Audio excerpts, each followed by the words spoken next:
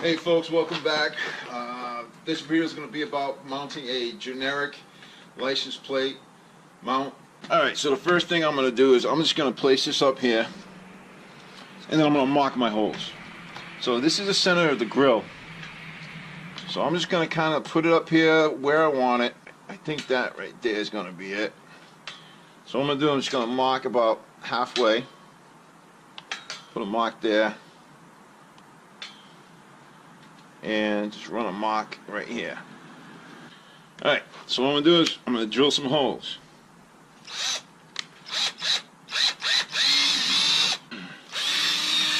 Good idea before you drill these is make sure there's no sensors or anything in the bumper behind it. You can nut and bolt it. If you don't have access to the back, you can use a self-tapping screw.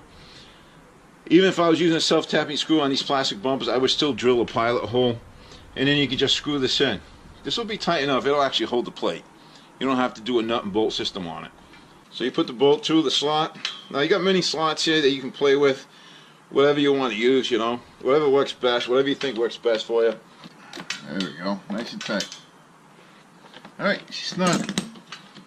That's it. License plate goes on there, and your screws just hold it in place. I mean, it's cheap.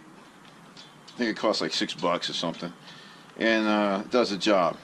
Okay folks, that concludes the installation of the generic license plate bracket. I hope that helps if you guys need to install one in your own vehicles. Take care guys.